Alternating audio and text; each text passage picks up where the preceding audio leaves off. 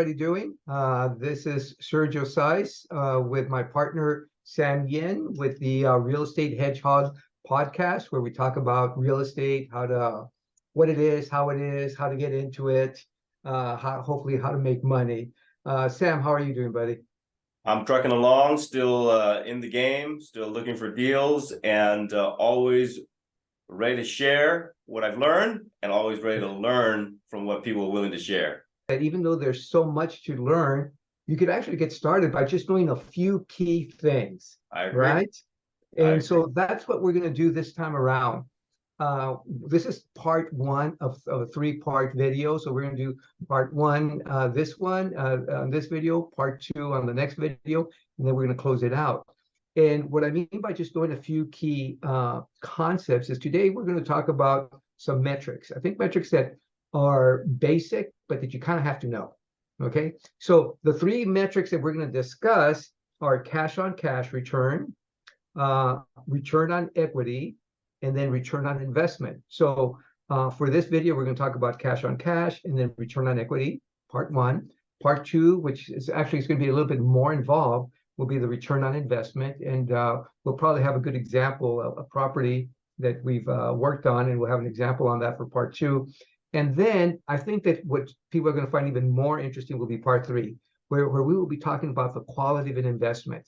How do you know, based on all the information, the metrics, and other variables, whether to go pull the trigger and go for it or not? So, are we ready? I'm ready. Shoot. Okay, cash on cash. So, tell me a little bit about what your understanding of cash on cash is then. I think the basic concept is in the name, cash on cash. Basically, the net cash you receive on the cash that you had put in. So essentially, it is a number or a percentage derived from your net proceeds divided by your capital invested. So the cash coming in on the cash that went out.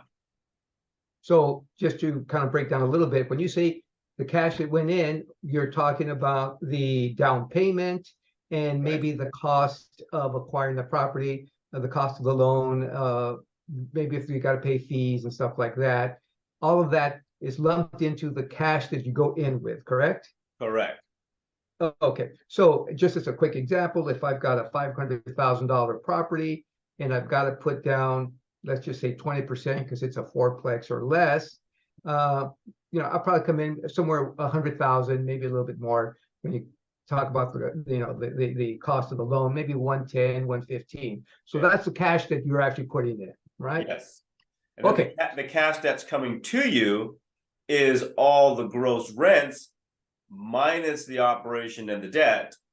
Whatever's left over, your net proceeds, is what you use to calculate that cash on cash. Okay, so let's talk a little bit about that there. You said the cash that's coming into you is going to be your rents. Got it. That's straightforward. Minus, you said, the operating expenses. So just real quickly, some of the operating expenses. I know we've touched on this on now. Other videos, the basic operating expenses are the property taxes, okay, the insurance, any utilities you need to come up with as the landlord, depending on the type of asset, any permits. Okay. There's usually annual permits now these days. A lot of cities have incorporated that. Any lawn care or maintenance. Okay. Also, what a lot of people neglect to calculate in, and you should always calculate in, is reserves set aside for capital expenditures, meaning major repairs. Also, a maintenance budget, a property management budget, if you use a property manager. Right. And then finally, you account for vacancies. And that's kind of like the area's average. It could generally between 3 to 5%. Right. Excellent. So yeah, all of those things, and there might be even others, and that'll be dependent on the property. Yeah. So I've got my rents coming in, I take out my operating costs. What's left over is, and we've talked about this term in the past, is our net operating income, right? Correct. So what's left over is net operating income, or the NOI. Okay. So that does not yet account for the debt, meaning what you're financing. If you bought this place cash, you don't have any debt, then you take your NOI and divide it by the cash invested. Right. And you get your cash on cash, or in that specific incident, it would be the cap rate.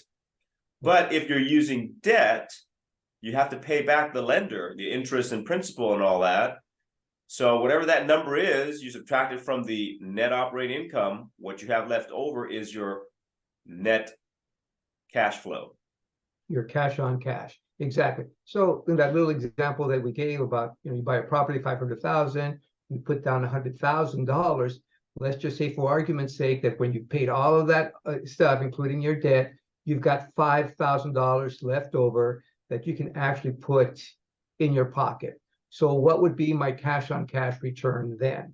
So you just made 5% cash on cash. Excellent. And as the rent grows, obviously that cash on cash number changes. Right. Exactly. Because that, so you take that 5,000, you divide it into 100,000, that gives you 5%. And you're absolutely right. So someone might say, oh, I don't want to get in and only earn 5% of my money, right? Yeah. But you said something very important there. The following year, if you're doing this properly, you increase your rents 3, 4, 5% on the low end, maybe 8, 9, 10, 12% on the high end, depending on the market, the location, all kinds of other factors. But you start to grow that. And then maybe instead of 5,000, now you're up at, 5,800, 6,200, and so on. So you got to remember, when you increase your rents, it's not a percentage of your $5,000 net. It's a percentage of the gross rents. Right. So to get to your $5,000 net, you might have brought in, $50,000 for that year. Exactly. Right. So when you increase the rent by, say, even number 10%, that's an extra $5,000 on top of that. And that's all additional profit. So now you just went from 5% to 10%. Explain what return on equity is and how you go about getting it. So your return on equity is basically what the title says, is what you're getting back based on the equity, meaning the value hidden in that building. Now, to be specific, when you first close on a deal, in general, what you put into the deal is your equity. Right. That's it. If you paid a place in cash, let's just use that same place that's $500,000. If you put $500,000 cash and you bought it cash, then you got $500,000 equity. That's what it really means. It means the stored value in that asset that you can take without any debt on it. If you had debt on it, meaning you took a loan, and in our original example, we put $100,000 down. So on the day you close on that deal, you have roughly $100,000 in equity. Even though the value of the property is $500,000, you have a debt of $400,000, you have a remaining buffer or space of $100,000. That's your equity. That belongs to you, right? That's what the equity is. You take that number and you substitute that for your capital you put in. So back to the cash on cash. You made $5,000. You divide it by 100,000, you got 5% that first year. Well, like I just said, the first year, or when you first close in that building, that's your equity. But your equity grows through natural appreciation, pay down into the mortgage. So let's just say that following year, the asset is valued $10,000 more. So now you have 110,000 of equity versus 100,000. So instead of taking 5,000 divided by 100,000, you're taking 5,000 divided by 110,000.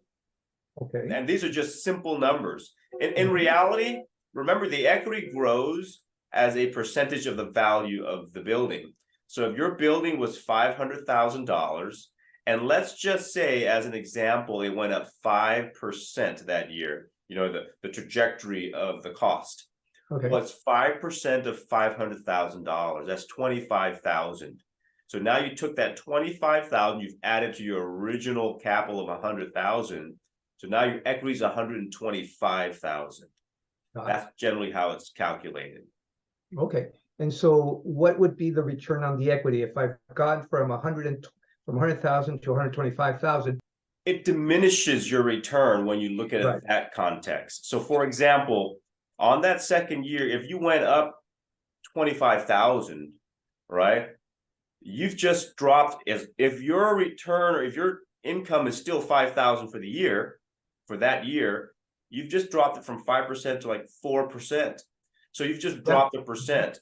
So, and you have to remember, in most cases, if you don't raise your rent and improve your net operating income, you're going to have a diminishing return on equity.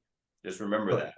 Yeah. You know, in a perfect world, you want your income to grow almost simultaneously, but it's never like that because the equity has grown on the full value of the building and it's so much greater. So you will likely get a diminishing return on equity over time.